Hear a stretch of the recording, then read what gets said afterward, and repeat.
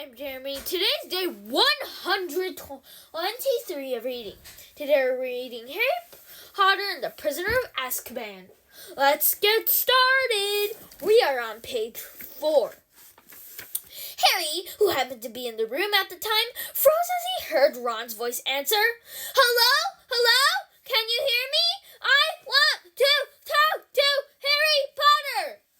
Ron was yelling so loudly that Uncle Vernon jumped and held the receiver a foot away from his ear, staring at it with an expression of mingled fury, and alarm.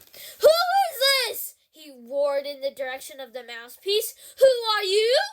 Ron Weasley! Ron bellowed back, as though he and Uncle Vernon were speaking from the opposite ends of a football field. I'm a friend of Harry's from school!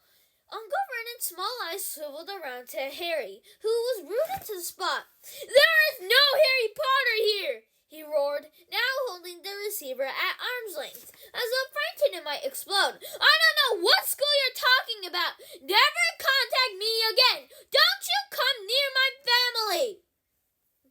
He threw the receiver back onto the telephone as if dropping a poisonous spider. The fight that had followed had been one of the worst ever. How dare you give this number to people like you? Uncle Vernon had roared, spraying Harry with spit.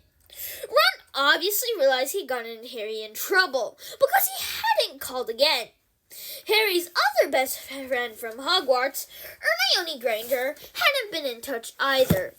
Harry suspected that Ron had warned Hermione not to call, which was a pity, because Hermione, the cleverest witch in Harry's year, had Muggle parents, knew perfectly well how to use a telephone, and would probably have had enough sense not to say she went to Hogwarts. So Harry had no word from any of his wizarding friends for 5 long weeks. And this summer was turning out to be almost as bad as the last one. There was just one very small improvement. After swearing that he wouldn't use her to send letters to any of his friends, Harry had been allowed to let his owl, Hedwig, out at night. Uncle Vernon had given in because of the racket Hedwig made if she was locked in her cage all the time. Harry finished writing about Wendell the Weird and paused to listen again. The silence in the dark house was broken only by the distant, grunting snores of his enormous cousin, Dudley. It must be very late, Harry thought. His eyes were itching with tiredness. Perhaps he'd finish this essay tomorrow night. He replaced the top of the ink bottle, pulled an old pillowcase from under his bed, put the flashlight, a history of magic, his essay, quill, and ink inside of it, got out of bed, and hid the lot under a loose floorboard under his bed. Then he stood up, stretched, and checked the time on the luminous alarm clock on his bedside table. It was 1 o'clock in the morning. Harry's stomach gave a funny jolt. He had been 13 years old, without realizing it, for a whole hour. Another unusual thing about Harry was about how little he looked forward to his birthday. He never received a birthday card in his life. The Dursleys had completely ignored his last 2 birthdays, and he had no reason to suspect that they would remember this one. Harry walked across the dark room, past Hedwig's large, empty cage to open the window. He leaned on the sill, the cool night air pleasant on his face after a long time under the blankets. Hedwig had been absent for 2 nights now. Harry wasn't worried about her. She'd been gone this long before, but he hoped she'd be back soon. She was the only living creature in this house who didn't flinch at the sight of him. Harry, though still rather small and skinny for his age, had grown a few inches over the last year. His jet-black hair, however, was just as it has always been, stubbornly untidy. Whatever he did to it, the eyes behind his glasses were bright green, and on his forehead, clearly visible through his hair, was a thin scar, shaped like a bolt of lightning. Of all the unusual things about Harry, this scar was the most extraordinary of all. It was not, as the Dursleys had pretended for 10 years, because Lily and James Potter had not died in a car crash. for 10 years, a souvenir of a car crash that had killed Harry's parents.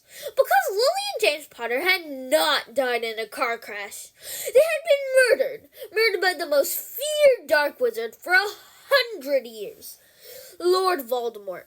Harry had escaped from the same attack with nothing more than a scar on his forehead, where Voldemort's curse, instead of killing him, had rebounded upon its originator.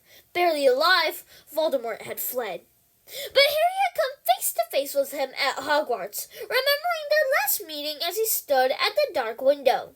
Harry had to admit he was lucky even to have reached his 13th birthday. He scanned the starry sky for a sign of Hedwig, perhaps soaring back to him with a dead mouse dangling from her beak, expecting praise.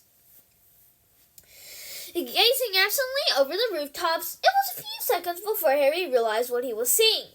Silhouetted against the golden moon and growing larger every moment was a large, strangely lopsided creature, and it was flapping in Harry's direction. He stood quite still, watching it sink lower and lower. For a split second, he hesitated, his hand on the window latch, wondering whether to slam it shut. But then the bizarre creature soared over one of the street lamps of Privet Drive, and Harry, realizing what it was, leapt aside. Through the window soared 3 owls, 2 of them holding up the third, which appeared to be unconscious. They landed with a soft flump on Harry's bed, and the middle owl, which was large and gray, kneeled right over and lay motionless. There was a large package tied to its legs. Harry recognized the unconscious owl at once. His name was Errol, and he belonged to the Weasley family. Harry dashed to the bed, untied the cords around Errol's legs, took out the parcel, and then carried Errol to Hedwig's cage. Errol opened one bleary eye, gave a feeble hoot of thanks, and began to gulp some water. Harry turned back to the remaining owls. One of them, the large snowy female, was his own Hedwig. She, too, was carrying a parcel and looked extremely pleased with herself. She gave Harry an affectionate nip with her beak as she removed her burden, then flew across the room to join Errol. Harry didn't recognize the third owl, a handsome, tawny one, but he knew at once where it had come from, because in addition to a third package, it was carrying a letter bearing the Hogwarts crest. When Harry relieved this owl of its burden, it ruffled its feathers importantly, stretched its wings, and took off through the window into the night. Harry sat down on his bed and grabbed Errol's package, ripped out the brown paper, and discovered a present wrapped in gold, and his first ever birthday card. Fingers trembling slightly, he opened the envelope. 2 pieces of paper fell out, a letter and a newspaper clipping. The clipping had clearly come out of the Wizarding newspaper, the Daily Prophet, because the people in black and white picture were moving. Harry picked up the clipping, smoothed it out, and read, Ministry of Magic Employee Scoops Grand Prize. Arthur Weasley, head of Misuse of Muggle Artifacts Office at the Ministry of Magic, has won the annual Daily Prophet Grand Prize Galleon Draw. A delighted Mr. Weasley told the Daily Prophet, we will be spending the gold on a summer holiday in Egypt, where our eldest son, Bill, works as a trust breaker for Gringotts Wizarding Bank. The Weasley family will be spending a month in Egypt, returning for the start of a new school year at Hogwarts, which 5 of the Weasley children currently attend. Harry scanned through the moving photograph, and a grin spread across his face as he saw all 9 of the Weasleys waving furiously at him. Thank you, everyone. That's all for today. Bye. See you tomorrow.